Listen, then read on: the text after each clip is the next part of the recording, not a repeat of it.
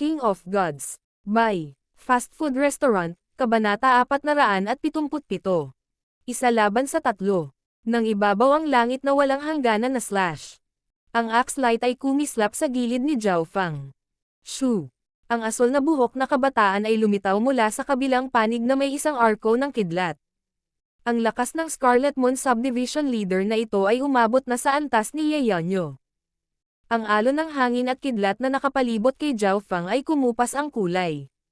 Bagamat ang pag-atake ngayon ay hindi direktang tumama kay Zhao Fang, ang kaunti lang nito ay sapat na para patayin ang mga nasa pinakamataas na True Mystic rank. Ang ibang mga cultivator sa pinakamataas na True Lord rank ay hindi gustong makipag-away laban sa mga nagdadalubhasa sa kapangyarihan tulad ng Subdivision Leader Bati. Siyempre, naiintindihan ni Zhao Fang ang Wind Lightning Stone Tablet at medyo malakas din ang kanyang opensa. Q. Ang figure ni Zhao Fang ay kumislap na may malabong liwanag at nawala. Dahil sa bilis niya, walang magawa ang normal na True Lord ranks. Sa sumunod na sandali, umalangaw-ngaw ang huni ng hangin at kidlat mula sa likod ng ulo ni Subdivision Leader Bati. Wind Lightning Crackling Strike. Isang malabong asol na buhok ang nagpatawag ng isang higanteng talon ng hangin at kidlat, mga 7 o 8 yarda ang haba, na kumaluskos ng malakas. Shua! Shoo! Nang tumama ang talon sa hangin, kumulog at kumikislap kung saan-saan. Naging mataimtim ang ekspresyon ni Subdivision Leader Bati nang ang kanyang higanteng battle axe ay naging pader na hamarang sa pag-atake ni Zhao Fang, na nagdulot ng malakas na pagsabog. Ang lugar na kinaroroonan ng dalawa ay agad na natabunan ng alikabok, buhangin, at hangin. Umuwi ka dali. Nagsimulang tumakbo ang mga kalapit na miyembro ng demonic religion habang ilan sa kanila ang napatay mula sa sagupaan. Matapos tumira ang alikabok, Q. Ang arko ng kidlat at hangin ay muling lumipad sa kalangitan. Ang isa pang talon ay nabuo sa kamay ni Zhao Fang at may ngiti sa kanyang mukha. Sa kabilang banda, nagulo si Subdivision Leader Bati. Bagamat hindi siya nasugatan, may ilang scorch mark sa kanyang damit. Dominating Heaven 10 Destruction Strike. Ang Subdivision Leader Bati ay umungal at nagpadala ng mga sinag ng liwanag. Ang mga beam ay bumuo ng isang shape, ang karakter para sa numerong 10. Wind Lightning Explosion. Si Zhao Fang ay hindi nakakaramdam ng anumang takot. Pinisil niya ang talon sa kanyang kamay at inihagis ito sa hangin, na lumikha ng mga alon ng kidlat na tumawid sa kalahating milyang radius. Sa ilang paghinga lang, ilang beses nang nagsagupaan ang dalawang eksperto. Parehong lumaban sa opensa ang dalawa, ni hindi sumusuko. Ang lakas ng labanan ni Subdivision Leader Bati ay walang kapantay at kaya niyang sugpuin ang iba gamit ang kanyang lakas na mag-isa, ngunit umasa si Zhao Fang sa kanyang bilis at parang isang multo na malayang lumipad sa kalangitan. Hindi maganda ito. Si Zhao Fang ay lumaki na sa ganoong yugto na maihahambing siya sa isang Subdivision Leader. Ang pagkabigla ay lumitaw sa Protector Blood Corps at sa mga mukha ni Yulong. Nag-iingat at natatakot sila sa bloodline ng mata ni Zhao Fang at nahulaan na ang forte ni Zhao Fang ay ang kanyang mata. Ang iba niyang katangian ay hindi dapat masyadong malakas. Gayunpaman, ang eksenang ito sa harap nila ay muling nagbago ng kanilang pananaw kay Zhao Fang. Galit na umungal si Subdivision Leader Bati, ngunit hindi niya nakuha ang anumang kalamangan. Ang pag-atake ni Zhao Fang ay kasing bilis ng kidlat. Walang makakita sa kanya. Bagamat nagkaroon ng walang kapantay na opensa at lakas si Subdivision Leader Bati, kinokontrol ni Zhao Fang ang labanan. Lahat ng kanyang mga pag-atake ay naglalayong sa mga maliliit na kapintasan ni Subdivision Leader Bati. Sasamantalahin niya ang kahit na katiting na kapintasan, na pinipilit ang Subdivision Leader na si Bati na gumamit ng higit pang True Spirit Chi. Anong ginagawa niyong dalawa? Napaungol si Subdivision Leader Bati. Sa labanang ito, labis na nadismaya si Subdivision Leader Bati. Bagamat siya ay napakalakas, pinapatnubayan siya ni Zhao Fang sa pamamagitan ng ilong. Sige. Hindi na nagdalawang isip pa si Protector Blood Corps at Palace Lord Yulong at naging dalawang streak ng liwanag na papunta kay Zhao Fang. Hihihi, tatalunan ka nitong tatlo hanggang sa aminin mo ang pagkatalo mo sa puso't katawan. Umalangaw-ngaw ang halakhak ng isang kabataan sa gitna ng huni ng kidlat at hangin. Mayabang. Junior, mamatay ka. Pumasok sa labanan ang Protector Blood Corps at Palace Lord Yulong. Q. Ang alon ng hangin at kidlat ni Zhao Fang ay biglang lumiwanag at naglabas ng hindi mabilang na mga singsing ng hangin at kidlat sa bawat direksyon. Ang dalawang protector ay nakaramdam ng matinding pressure at nakakamanhid nang makalapit sila. Nangunguna sa langit na walang hangganan na slash. Muling kumislap ang palakol ni Subdivision Leader Bati habang nakikipagtulungan siya sa dalawa pa. Bahagyang ngumiti si Zhao Fang at nakipagpalitan ng suntok kay Protector Blood Corps at Palace Lord Yulong. Bang! Sa pagsabog ng kidlat, si Protector Blood Corps ay sinipa ni Zhao Fang at nagsimulang manigarilyo ang kanyang katawan. Itong aura ng hangin at kidlat na layunin. Naramdaman ni Palace Lord Yulong ang isang nakakatakot na aura ng hangin at kidlat na bomb alot sa kanyang katawan nang ang kanyang palad ay sumama sa palad ni Zhao Fang. Ang kanyang katawan ay itinulak pabalik ng 12-12 yarda at nakaramdam ng manhid. Sa isa o dalawang galaw lang, nasugatan ni Zhao Fang ang dalawang protector. Tusong brat. Ang palakol ni Subdivision Leader Bati ay lumipad pasulong, ngunit ang kapangyarihan nito ay limitado dahil sa kanyang pag-aalala tungkol sa Palace Lord Yulong at Protector Blood Corps. Tumayo si Zhao Fang nang hindi umaatres habang ang kanyang buhok ay naging kalmado. Weng!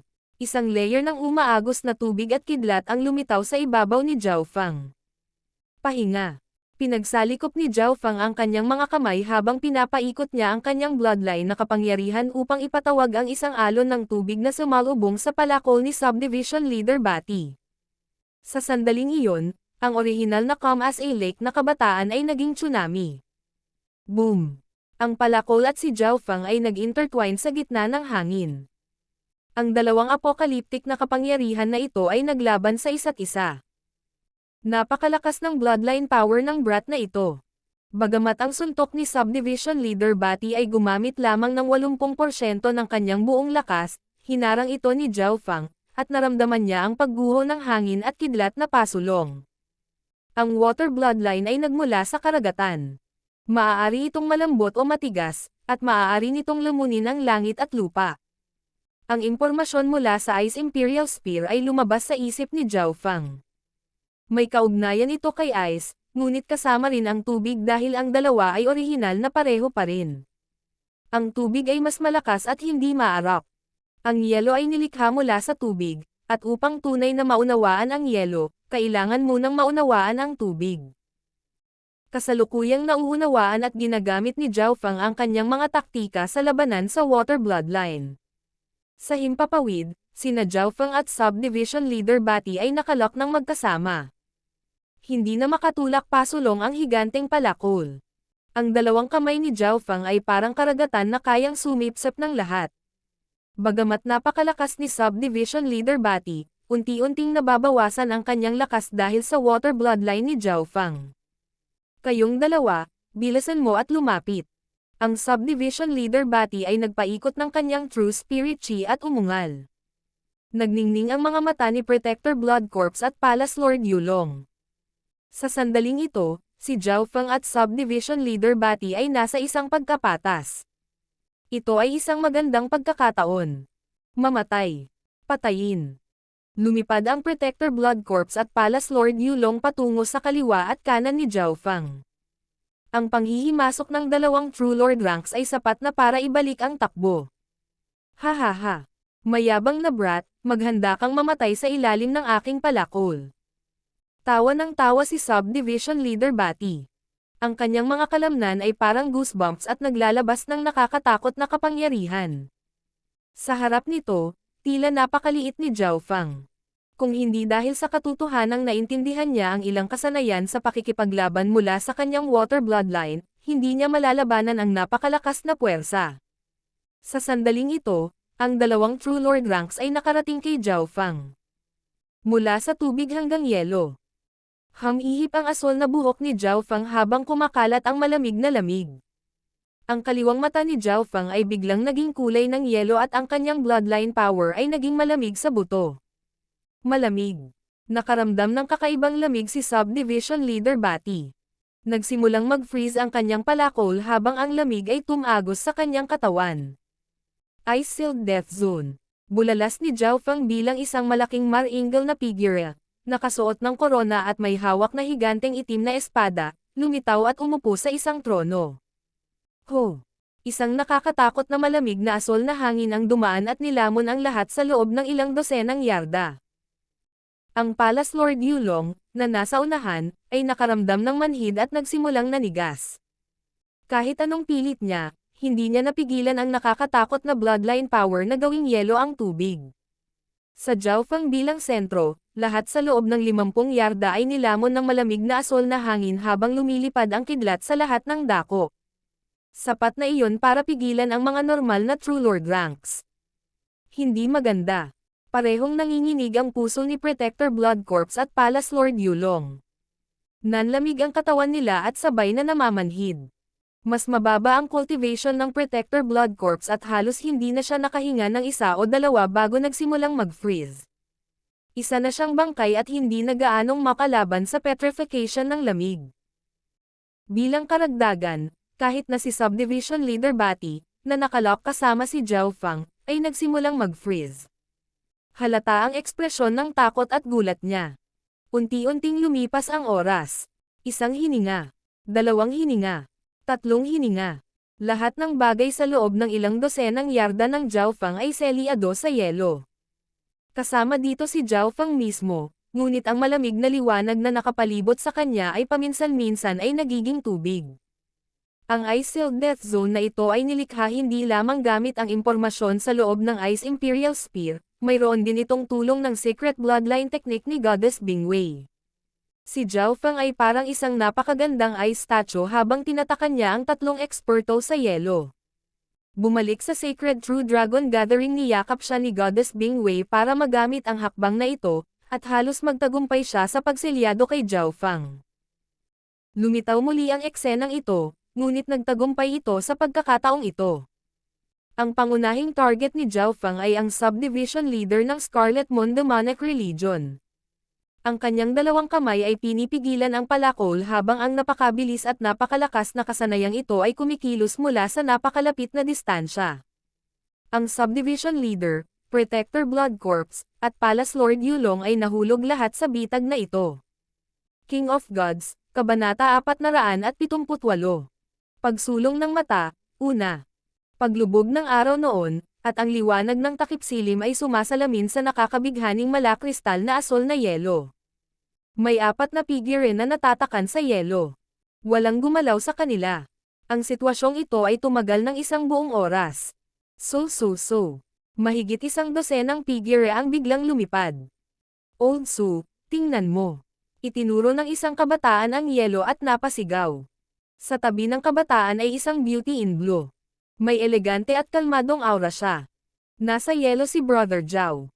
Malaki ang pagbabago sa ekspresyon ng babaeng nakablo. Jinner, huwag kang masyadong lumapit. Pinatigil ng Old Su ang grupo. Isang napakalamig na lamig na bumubuga mula sa maliit na bundok ng yelo, at ang malamig na bug zone ng hangin na umiihip sa loob ng 1 milyang radius ay parang matatalim na kutsilyo. Ang mga nasa ilalim ng True Spirit Realm ay hindi man lang makalapit sa yelo. Ang lamig lamang ay sapat na upang patayin sila. Master, bakit si Brother Zhao ay natatakan sa yelo kasama ng mga taong iyon? At sino sila? Nagawa ni Princess Jin na kumalma habang nakatitig sa asol na buhok na kabataan. Ininspeksyon ng matandang So ang lugar saglit at naging solemn na ang kanyang ekspresyon. Napuno ng gulat ang kanyang mga mata. Napabuntong hininga ang lahat ng miyembro ng Dragon Killing Alliance. Alam nilang may alam si Old Su. Makalipas ang mahabang panahon, huminga ng malalim si Old Su at puno ng paghanga at paggalang. Nagsalita siya. Zhao Feng, hindi ko akalain na aabot ka sa ganoong antas kung saan maaari mong i-freeze ang 3 eksperto ng Scarlet Moon Demonic Religion, kabilang ang isang subdivision leader, sa yelo. Scarlet Moon Subdivision Leader. Scarlet Moon Demonic Religion. Nagpakita ng takot ang lahat. Hindi nila akalain na magkakaroon ng ganoong background ang 3 selyadong kasama ni Zhao Feng. Nakipag-away si Brother Zhao sa 3 ito at sa wakas ay nabuklod sila, ngunit tinatakan din niya ang kanyang sarili. Puno ng saya at pag-aalala ang mukha ni Princess Jin habang matamang nakatitig sa kabataang asol ang buhok. Subdivision Leader ng Scarlet Moon. Ang isang tao sa antas na ito ay lumitaw lamang sa mga alamat.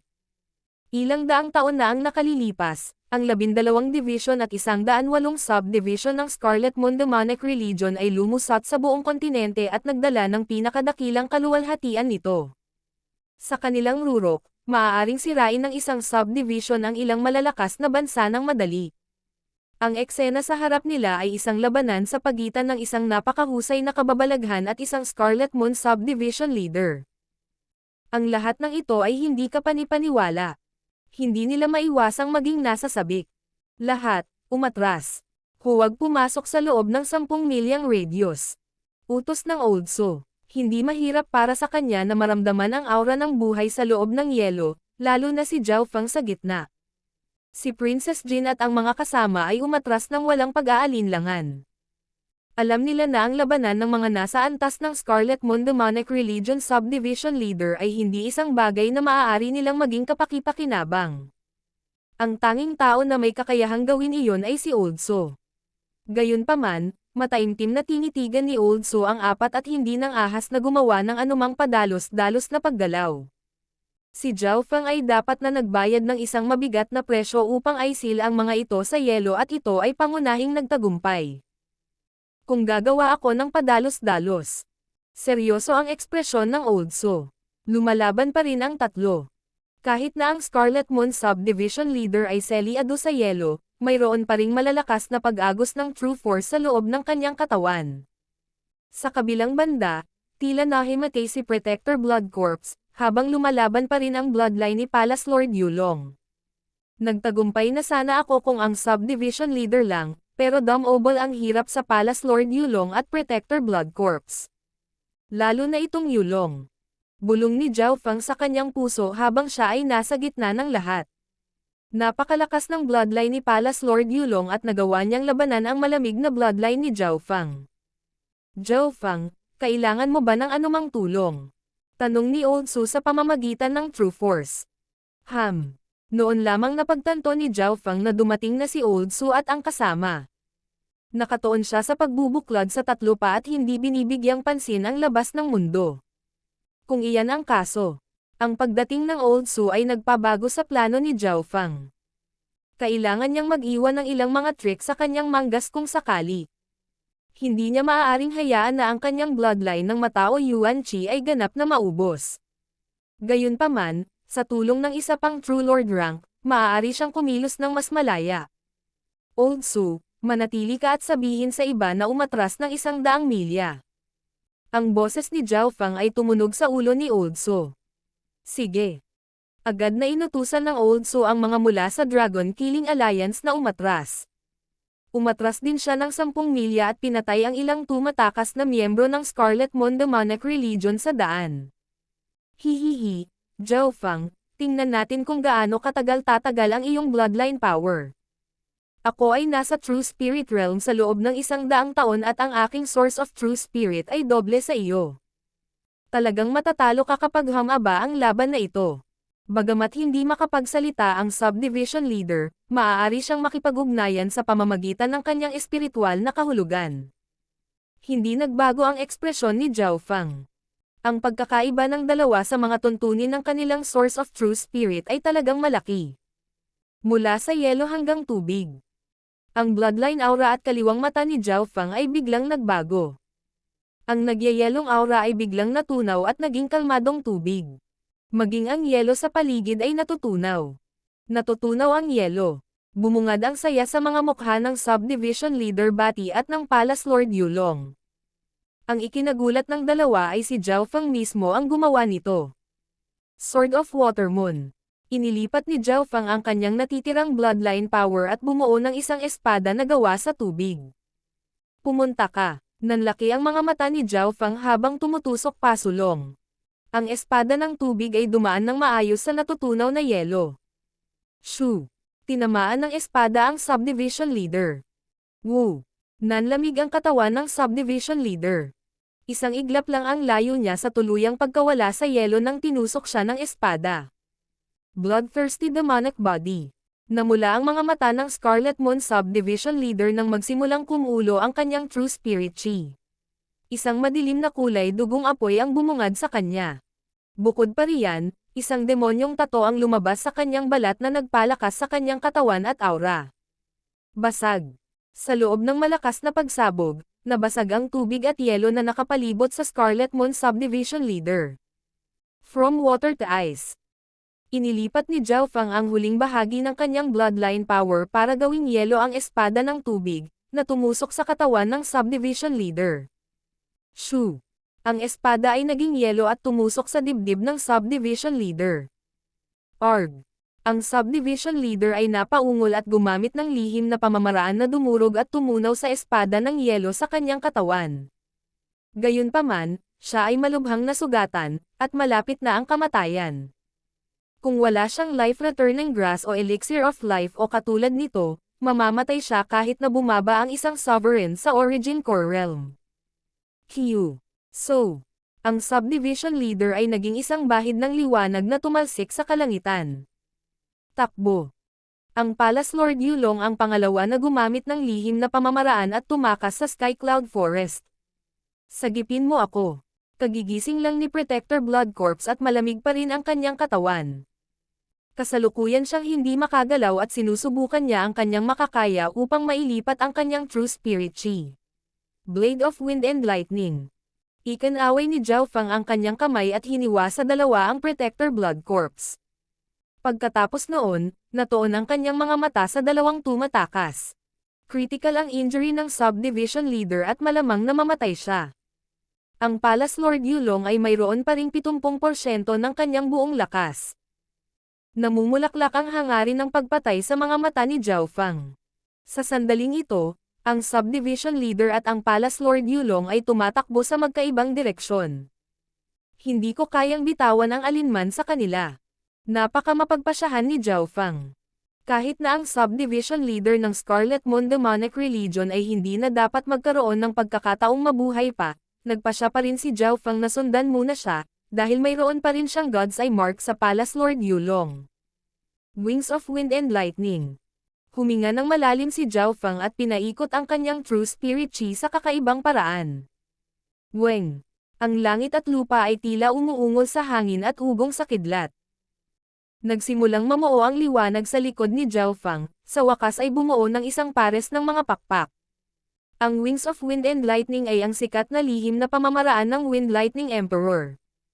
Kaunti lang ang naintindihan ko, pero sapat na ito para mapataas ang bilis ko ng higit sa kalahati. Ang hangin at kidlat ay kumalusko sa likod ni Zhao Fang at tila sumasalamin sa hangin at kidlat na Yuan Chi sa hangin. Anong klaseng secret technique yan? Ginagamit ang kapangyarihan ng hangin at kidlat upang bumuo ng isang pares ng mga pakpak. Kapansin-pansing nagbago ang ekspresyon ng Old So.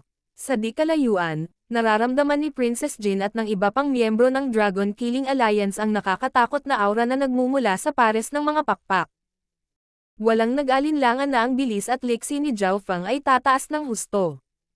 Siguradong magiging bangungot ito para sa Scarlet Moon Demonic Religion. Gayunpaman, pagkatapos ng ilang paghinga, ang asol na buhok na kabataan ay hindi gumagalaw sa hangin. Weng. Ang pares ng mga pakpak na nabuo mula sa hangin at kidlat ay nagsimulang kumupas. Ano ang nangyayari?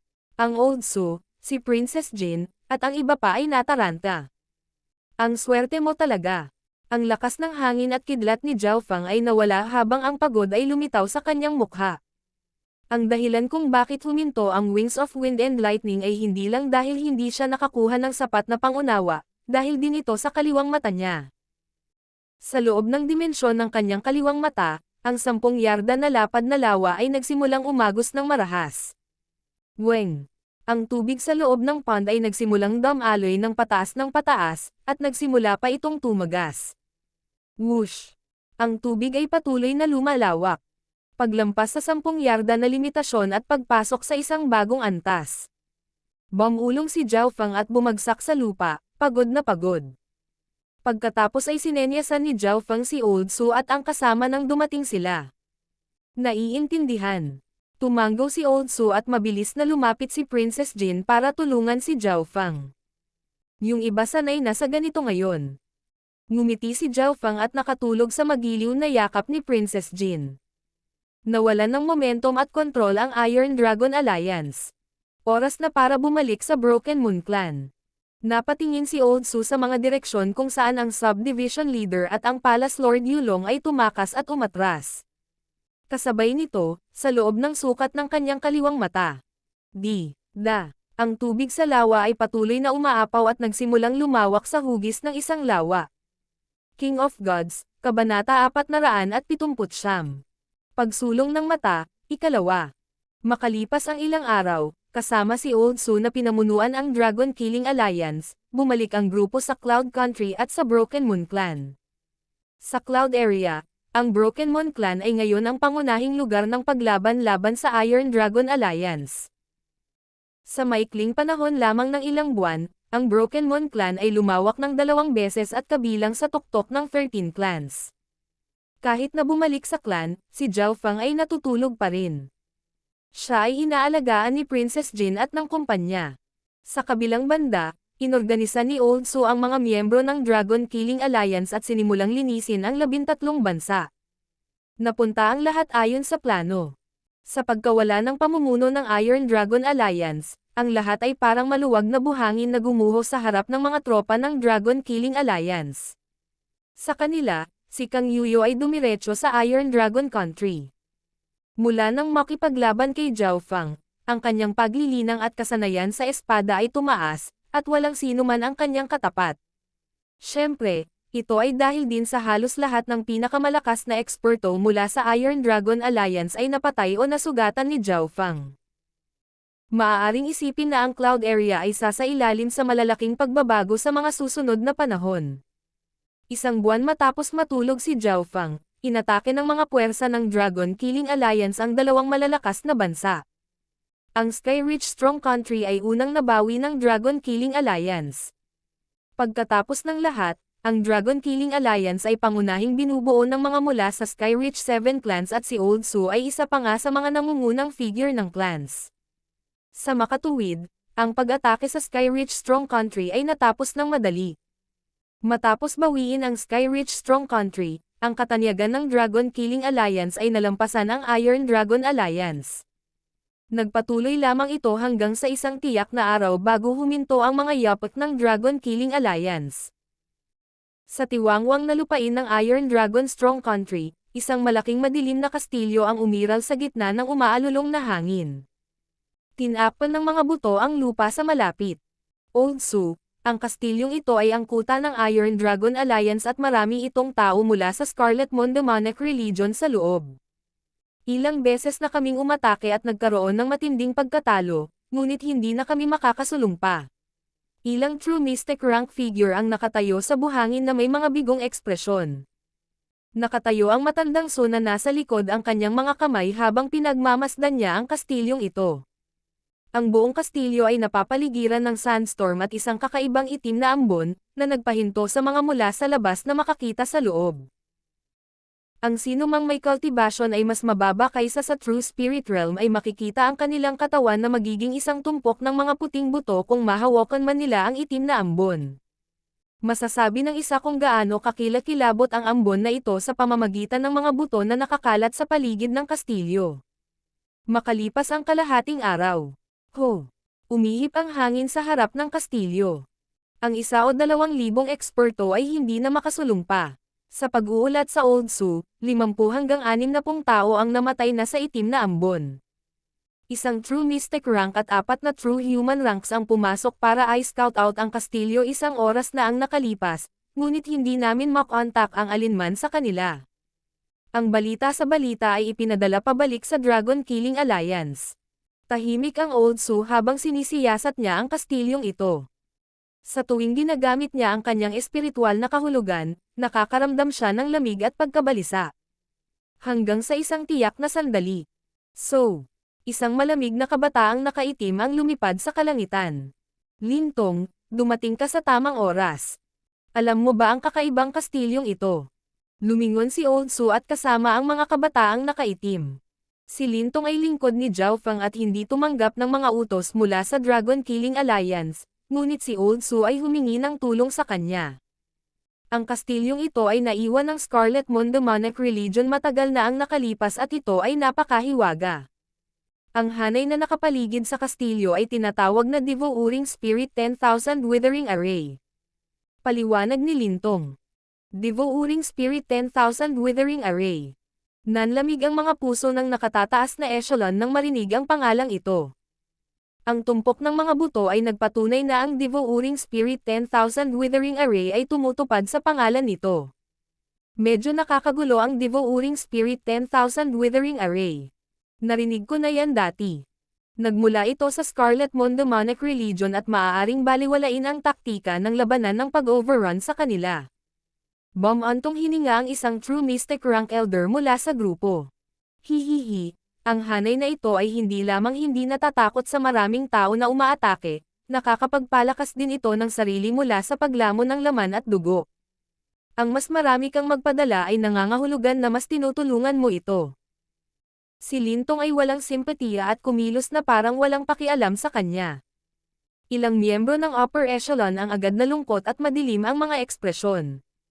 Bago sinunod ni Lintong si Zhao Fang, siya ay isang henyo ng Scarlet Moon Demonic Religion. Ang kanyang gloating expression ay nagpagalit sa iba. Kung hindi dahil sa katotohanan na si Lintong ay lingkod ni Zhao Fang, malamang na sinalakay at pinatay na nila siya ng magkasama. Natahimik sandali ang Old Su bago siya nagsalita.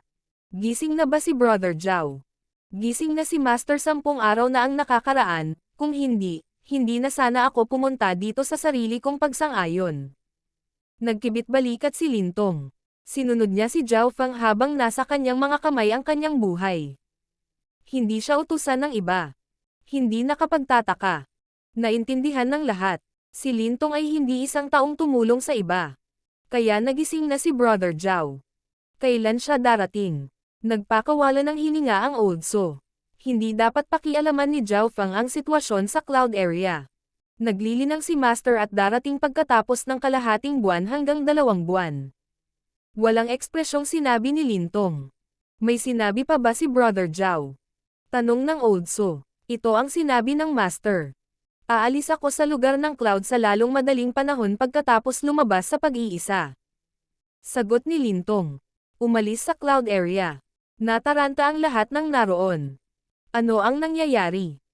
Kailangang malaman ng isa na ang Dragon Killing Alliance ay nahaharap sa maraming problema. Hanggat hindi nawasak ang tanggulan ng Scarlet Moon Demonic Religion, patuloy itong nagbabanta sa cloud area. Ganoon ba ang tiwala ni Zhao Fang na magagawa niyang sirain ang Moog pagkatapos niyang dumating? Nabahala ang ilan sa nakatataas na echelon. Tumigil si Lintong at walang sinabi, ngunit nakaramdam siya ng panghihinayang sa kanilang pagtatanong at hinala.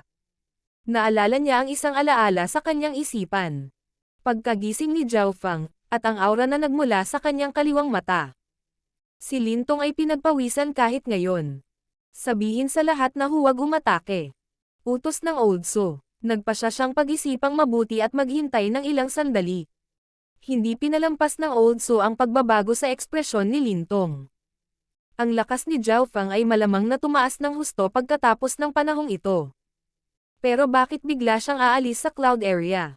Naguguluhan ang Old Su. Nakapikit na ngayon si Lintong at nanatiling tahimik. Sa isang kisap mata, lumipas ang isa pang ilang araw. Dalawang matalim na aura ang nagmula sa kabilang panig ng disyerto. Isang nakakatakot na layunin ng espada ang lumitaw sa tabi ng may-ari. Kang Yuyo. Ang numero 1 sword cultivator sa cloud area.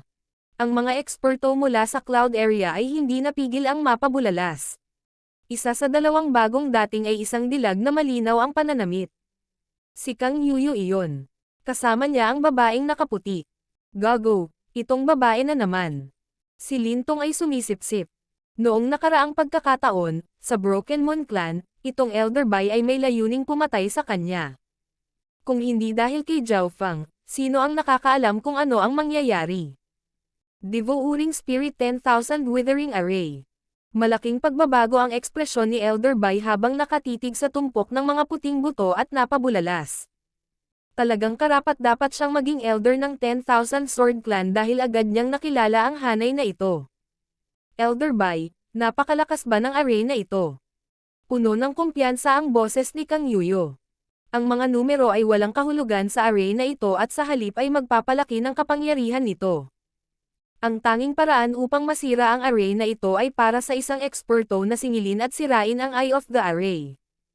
Gayunpaman, kung mayroong isang dalubhasa sa kastilyong ito, kung gayon ay magiging mahirap. Mataimtim ang ekspresyon ni Elder Bai.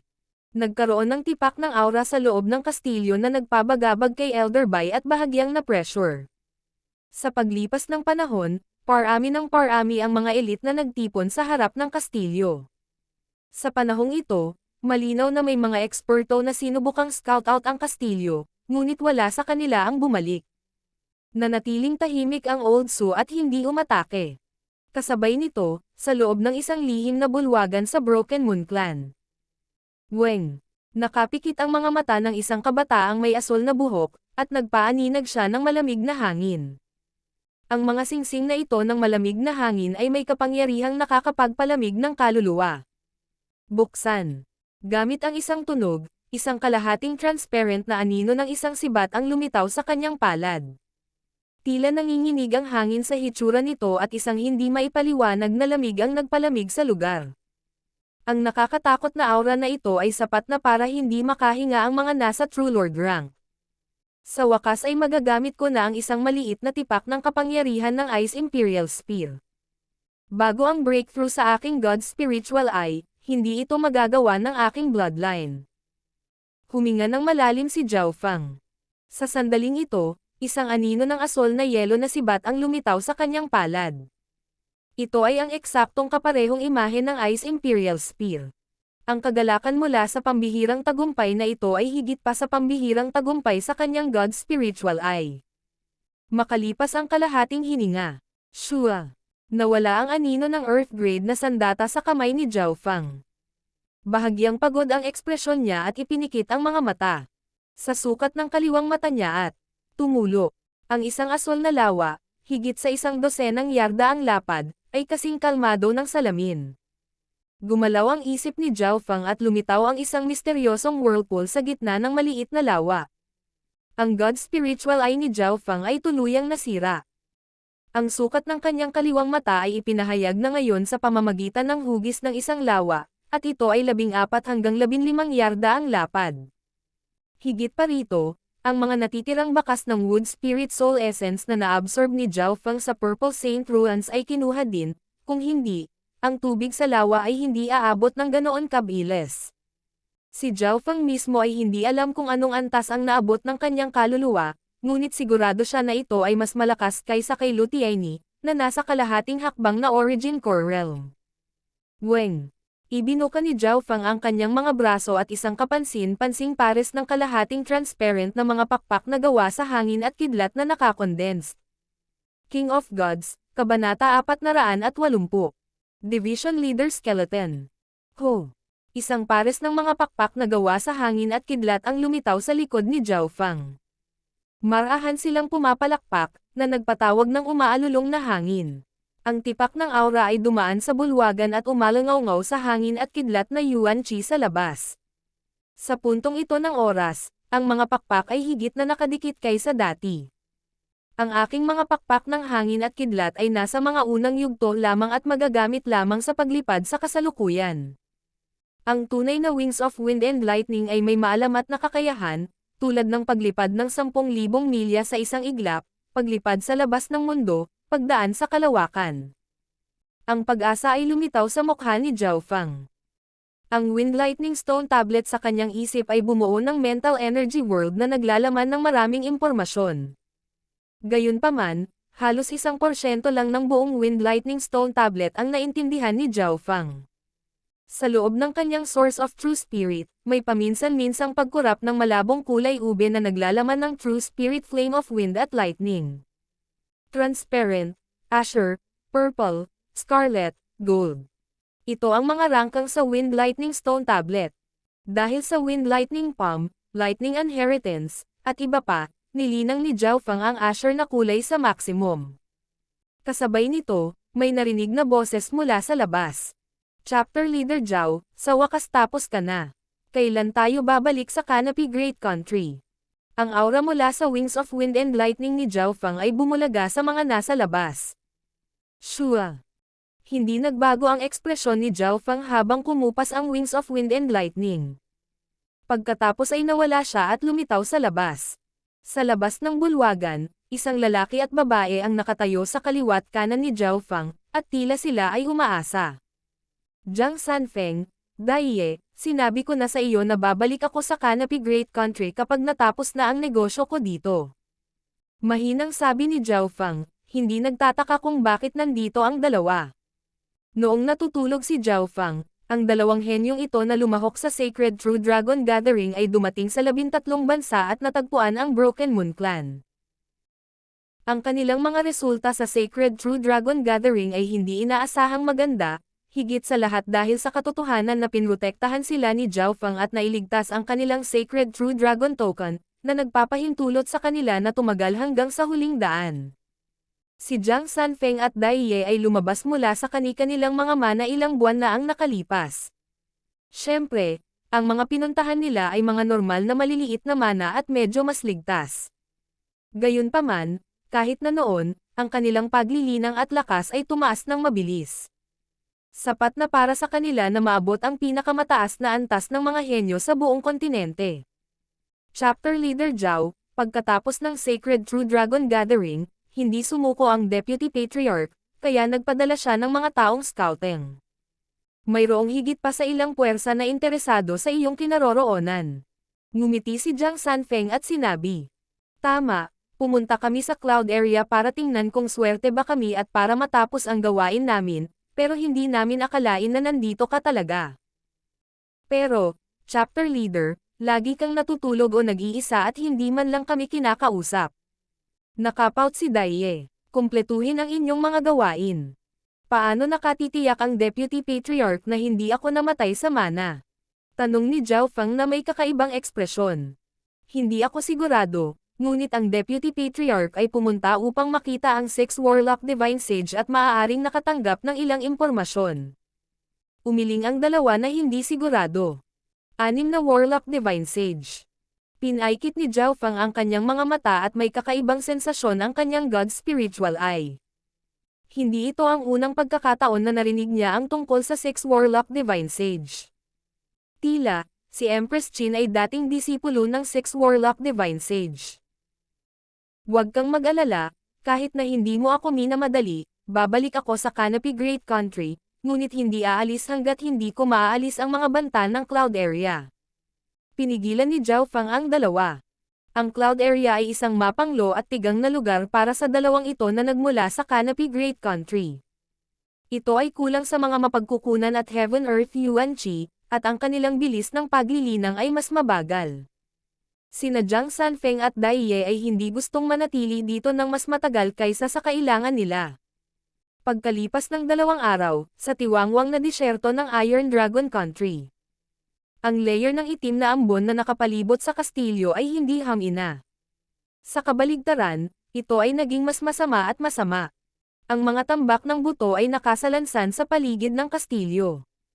Ang ilang libong elite mula sa Dragon Killing Alliance ay nakapalibot sa kastilyo, ngunit kahit na noon, hindi sila nakaramdam ng ligtas. Jiang.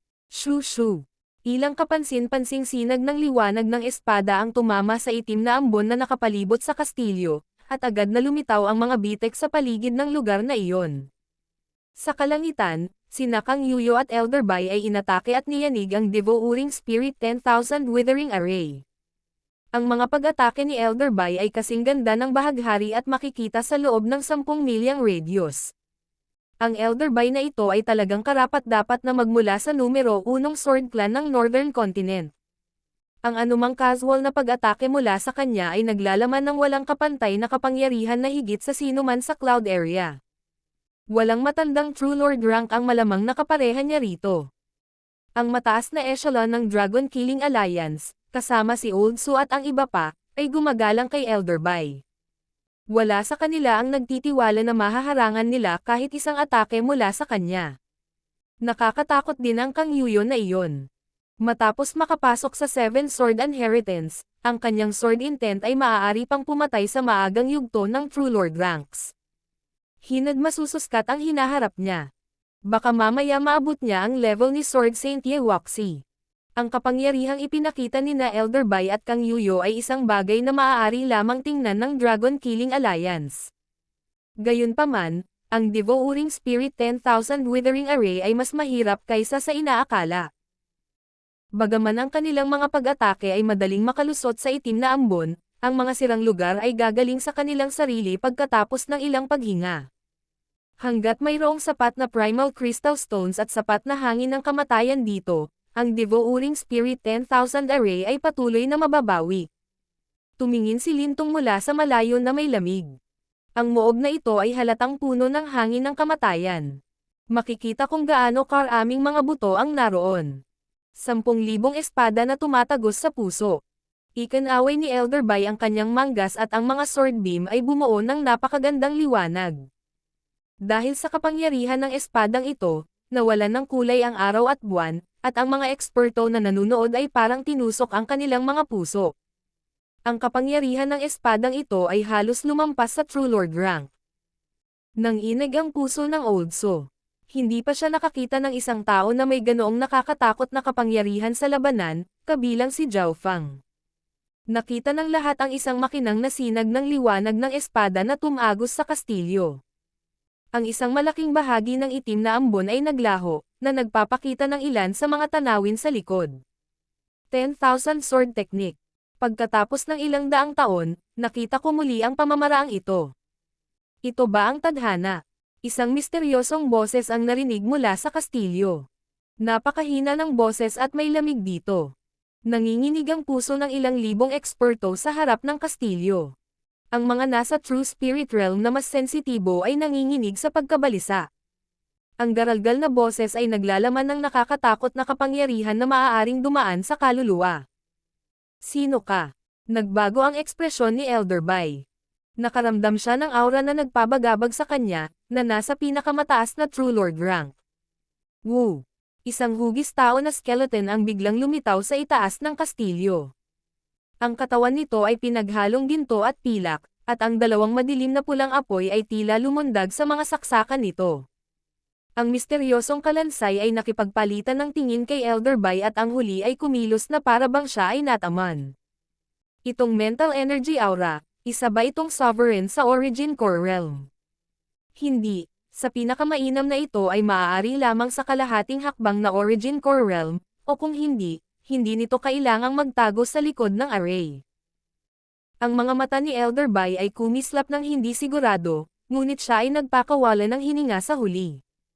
Hanggat ang kalaban ay wala sa Origin Core Realm, hindi siya natatakot sa anumang hamon dahil sa kanyang pinakamataas na True Lord rank cultivation. Shua! Isang itim na watawat ang lumitaw sa harap ng balangkas na malumanay na kumalabog, at sinimulan nitong ayusin ang puwang sa hanay. Huwag mo nang isipin iyon. Malamig na tumawa si Elder Bai at nakipagtulungan kay Kang Yuyo para umatake patungo sa puwang. Pigilan ang mga ito. Tumunog ang garalgal na boses ng misteryosong kalansay. Oo, Division Leader.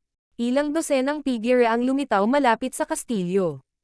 Ang pinakamahina sa mga aura na ito ay nasa pinakamataas na True Human rank. Ang tatlong pinakamalakas na aura ay nasa True Lord rank at sila ay nakatayo sa isang hilera sa kalangitan. Ang isa sa kanila ay isang chubby figure na may hawak na higanteng battle axe. Nakasilaw ang ekspresyon niya at nakakatakot ang amoy.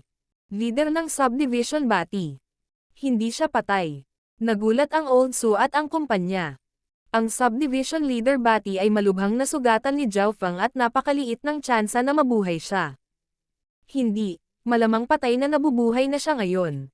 Siya ay ginawang isang ghost corpse na may lihim na pamamaraan upang mapanatili ang kanyang kapangyarihan sa labanan, ngunit maaari lamang siyang makaligtas sa loob ng 1 o 2 buwan. Malamig na tiningnan ni Lintong ang tatlong True Lord rank aura. Isang subdivision leader ng Scarlet Moon Demonic Religion. Naging mataimtim ang ekspresyon ni Elder Bai. Ang cultivation ni Subdivision Leader Bati ay umabot na sa pinakamataas na True Lord rank at siya ay nasa kaparehong antas ng kanya. Para magawang isang Ghost Corpse ang peak True Lord rank.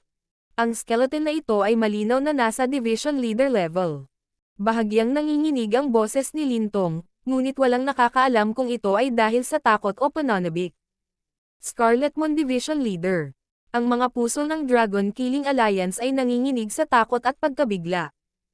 Ang mga division leader ay ang nakatataas na echelon sa Scarlet Moon Demonic Religion kahit noong unang panahon. Makalipas ang ilang daang taon, muling lumitaw ang miyembrong ito ng mataas na echelon.